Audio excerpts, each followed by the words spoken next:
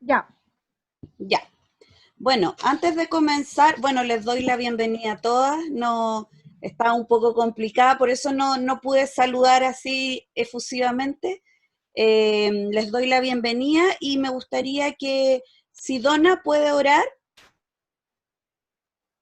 para comenzar. Ahí sí, ya. Señor, gracias queremos darle por un nuevo día de vida, de salud. Gracias porque podemos reunirnos para compartir acerca de su palabra. Quiero pedirle también que nos ayude a cada una de las mujeres a poder cambiar nuestras vidas en muchas cosas que podemos estar equivocadas y buscar siempre la verdad que es tu palabra, Señor. Gracias y te pido que tú dirijas el mensaje, Señor, que tiene Mirta. En el nombre de Jesús. Amén.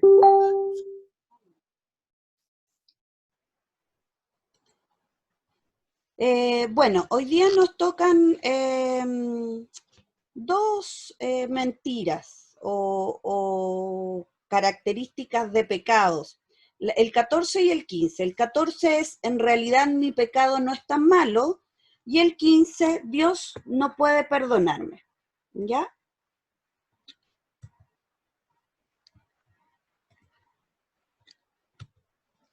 Bueno, ambos pecados es la misma moneda, son dos caras de la misma moneda. Ambos son mentiras de Satanás y también ambas nos esclavizan, ¿ya? No hay una que sea peor que la otra, ambas son iguales. Vamos a partir con la 14, que es mi pecado no es tan malo, ¿ya? La autora decía que generalmente este pecado, que no es tan malo, es más común en las personas que hemos crecido en la iglesia, ¿ya? Porque de alguna forma siempre se nos ha enseñado o hemos aprendido dentro de nuestros hogares cristianos actuar como es debido, actuar con el deber ser, moralmente, ¿ya? Entonces es más fácil caer en este engaño. Por ejemplo, los que hemos crecido en hogares cristianos nunca nos haríamos un aborto o qué sé yo, trabajaríamos en la prostitución o qué sé yo, no sé, por ejemplo, hacerle una falsificación a nuestro jefe o engañarlo, ¿cierto? Y quitarle su dinero. Por ejemplo, si tenemos tendencias homosexuales, quizás no, no, no lo, nos casaríamos, qué sé yo, haríamos como todo como tiene que ser, ¿ya?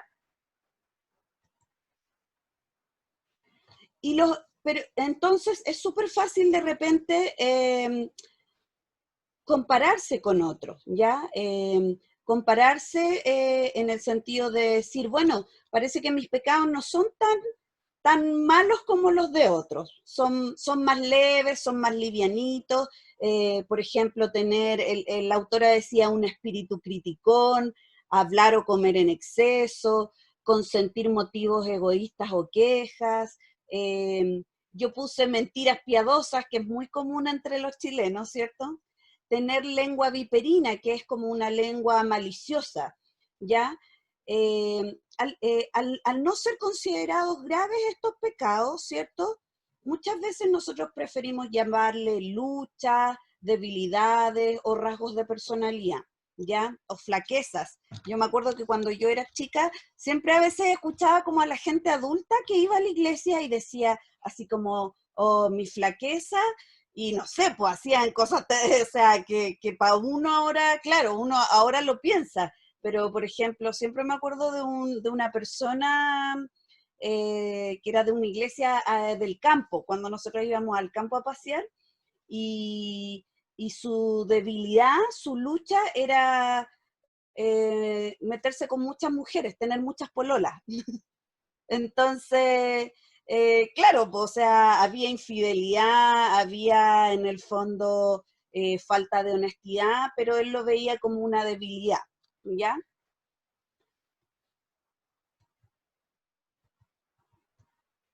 Entonces, en el fondo lo que es importante aquí tener en cuenta que todo pecado es grave, ya sea pequeñito, y en el fondo no compararse. Todo pecado es grave, desde el más chiquitito, desde el más leve, hasta, qué sé yo, hasta el más tremendo. ¿Por qué? Porque todo pecado es un acto de rebelión y de traición infinita a Dios, a nuestro Padre. Yo pensaba mientras escribía esta parte, eh, esta es la relación, por ejemplo, que uno tiene con sus hijos.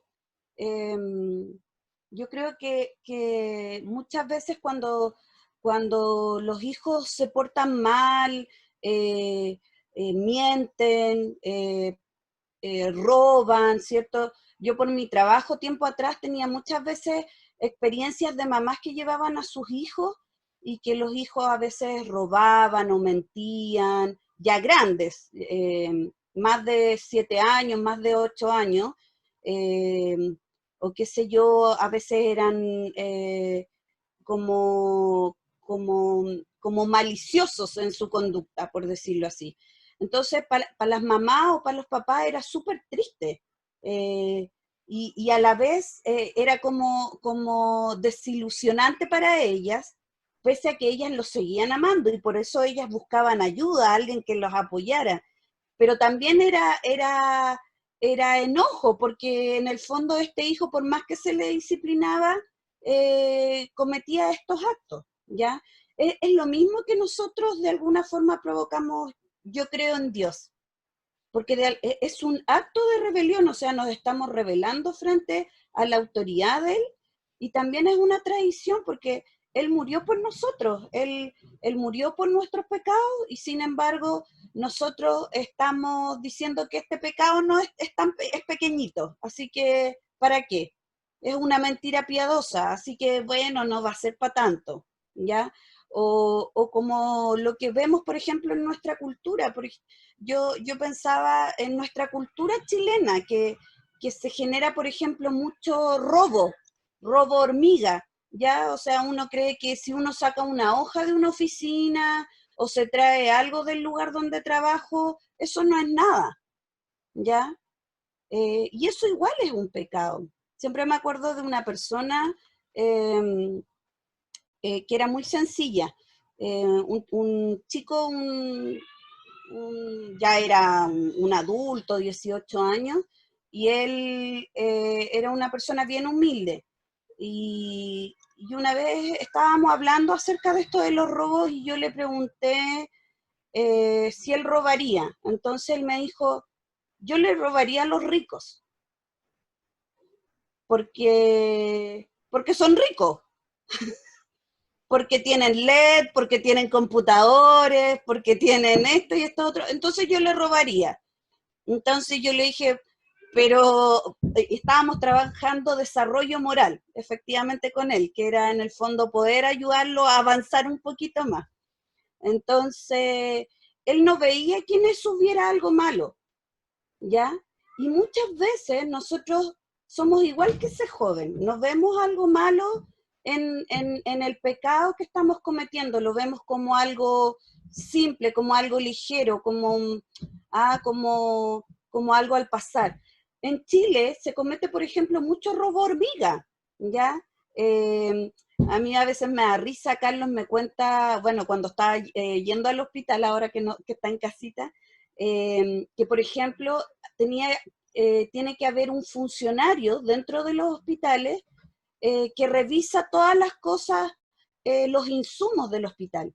Por ejemplo, estas sábanas de papel, las ubican, las que ponen en las camillas, los mismos funcionarios se las llevaban para sus casas. Entonces el hospital se quedaba sin insumos. Entonces, es, esa, esa conducta es un pecado, aunque uno lo vea como algo leve. Y así muchas veces nosotros también caemos en esto. ¿Ya? En el fondo es elegir nuestra propia voluntad en vez de la del Señor. Yo puse ahí una foto de Jonás arrancando desde Nínive, ¿cierto? Nínive indica hacia un lado y él va hacia el otro. Porque ¿qué hizo Jonás? No le hizo caso a Dios. Él quería su propia voluntad y su voluntad era no ir a predicar a Nínive porque para él eran personas malas, personas que no merecían en el fondo la misericordia de Dios, ¿ya? Pero sin embargo era su voluntad, no la voluntad de lo que Dios quería, ¿ya? Ahora pasamos al 15, que es Dios no puede perdonarme, ¿ya? Muchas personas, incluso dentro de la iglesia, no se sienten perdonadas, ¿ya? A veces sienten que sus pecados han sido tan grandes o tan terribles que aún cargan con la culpa y la vergüenza, ¿ya? Ellos reconocen que Dios los perdonó, pero sienten que todavía falta algo, que no es un perdón por completo, ¿ya? Y para estas personas es difícil aceptar la misericordia y el perdón divino. Sienten que deben hacer un esfuerzo extra para alcanzar el perdón de Dios, ¿ya? Hacer más necesitan más, por ejemplo, qué sé yo, hacer muchas tareas en la iglesia o hacer este tipo de demandas como aparece en la foto, de hacer, qué sé yo, promesas, en el fondo es como congraciarse un poco a través de mi conducta y así poder alcanzar este perdón. Sin embargo, el pecado produce una mancha que ningún esfuerzo humano logra borrarla, ¿ya? O sea, por más que nosotros hagamos manda, hagamos promesas, qué sé yo, qué sé yo, estemos siempre haciendo cosas para la iglesia, o qué sé, eso no significa que no hagamos, ¿ah? Eh, es en el fondo que nada de lo que hagamos va a lograr, o sea, va a quitarlo, porque el único que quita el pecado es la sangre de Jesús. ¿Qué dice Juan 1:29? Jesucristo es el único que quita el pecado del mundo, ¿ya? Eso es lo más claro. Entonces, ¿qué dice Isaías 53:6? Todos andábamos perdidos como ovejas, cada uno seguía su propio camino, pero el Señor hizo recaer sobre él la iniquidad de todos nosotros. Él murió por nosotros, y cuando murió por nosotros, cuando estaba clavado en la cruz, Él, ¿cierto?, perdonó nuestros pecados, nuestras faltas. El amor inagotable y la verdad se encontraron, la justicia y la paz se besaron, ¿ya? Entonces Dios cargó sobre Jesús el castigo por todos los pecados del mundo, ¿ya? Y ofreció paz y reconciliación a los pecadores que estaban alejados de él. La cruz revela algo súper importante, revela la severidad de nuestros pecados, o sea, cuán grandes son, y el pago es indescriptible para redimirnos, o sea, Él murió, no, no murió y después, qué sé yo, y sufrió, o sea, además fue una muerte tremendamente dolorosa, ¿ya? Entonces, cuando nosotros hablamos de flaquezas, así como este pecado es una flaqueza, es ser ligero, es hablar, en el fondo, es no tener conciencia real de que Dios entregó a su único hijo y que además ese único hijo que es Jesús sufrió, ¿cierto? Fue maltratado, fue humillado por nuestros pecados. En Romanos 3:25 dice,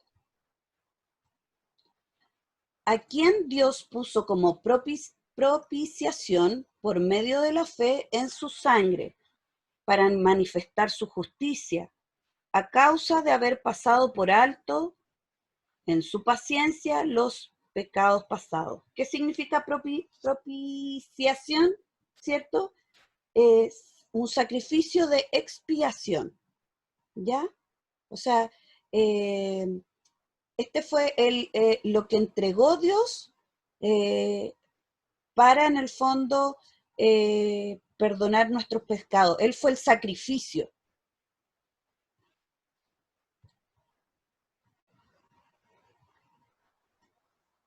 Entonces,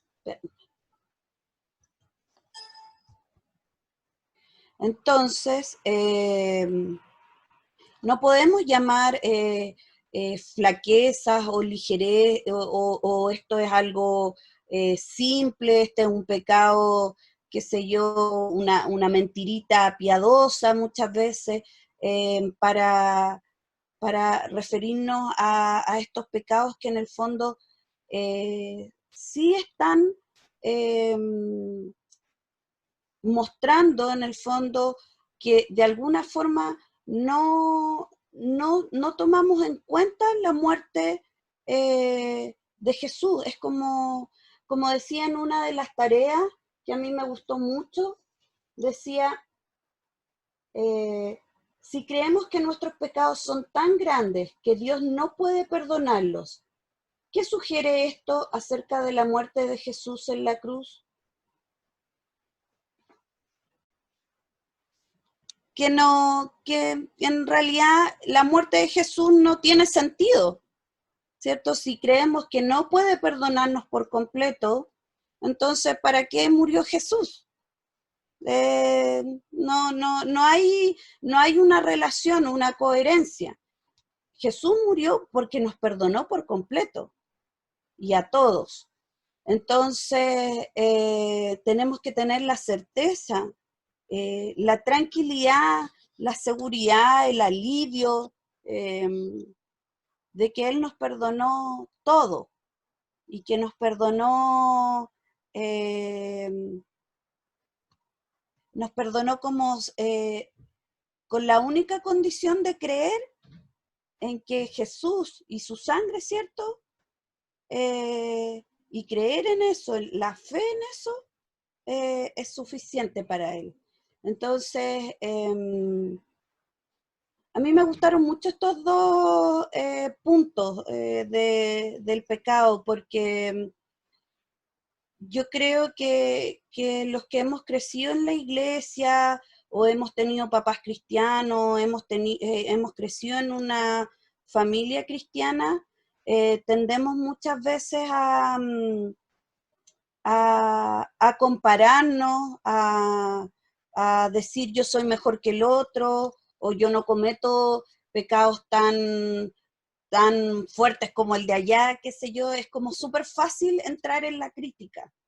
Y, y muchas veces no nos vemos y no nos damos cuenta que tenemos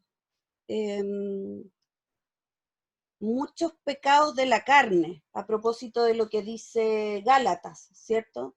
A veces no tenemos dominio propio, nos enojamos más de lo que corresponde, no sabemos en el fondo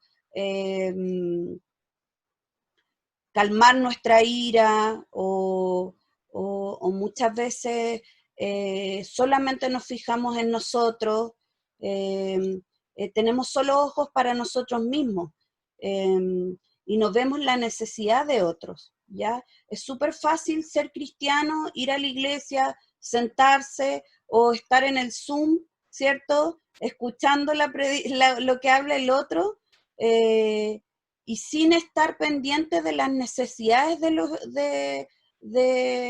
demás, del mundo, como se dice. A propósito, por ejemplo, de lo de la canasta de amor, eh, eh, es fácil en el fondo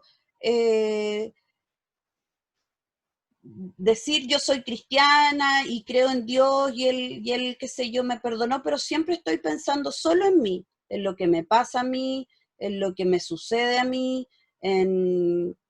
y no logro ver a los otros, ya a las necesidades de otros, y no solamente necesidades materiales, sino que también espirituales. Entonces, yo las invito a ver un poco más eso. Yo creo que a veces los cristianos hemos sido criticados por eso, como a lo largo de los años y de las décadas, porque muchas veces pasó que los cristianos se encerraban en las iglesias y no veían las necesidades o el sufrimiento de afuera. Entonces yo creo que es importante poder ver eso y estar pendiente de eso también, ¿ya? Y, y dejar de compararnos o de creer que en el fondo somos mejores y empezar a ser conscientes de que Jesús murió por nosotros, sufrió por nosotros y los pecados que muchas veces cometemos y que creemos que son simples, a Él lo entristecen. A Él lo entristecen y yo creo que es como yo pensaba cuando a veces Pipe, que es más grande, mi hijo, a veces me dice cosas que me dejan un poco, por ejemplo, no sé, pues a veces me dice, no, yo no quiero jugar contigo, quiero jugar con el papá. Entonces a mí igual me da como pena. Entonces yo le digo, ahora quieres jugar con el papá, ¿cierto? Y delante me andabas rogando, por ejemplo, no sé.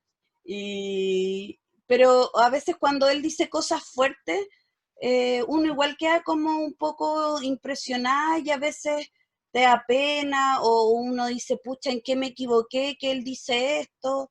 Entonces, yo creo que a Dios le pasa lo mismo cuando nosotros eh, cometemos estos pecados, estas cosas que de alguna forma creemos que no tienen peso, ¿ya? Entonces, eso, con eso quiero terminar. No sé si hay alguien que quiera hacer una consulta, un comentario. La Fernanda. Sí, bueno, a mí me pasa, o sea, bueno, cuando era chica yo, ¿se escucha bien? Sí.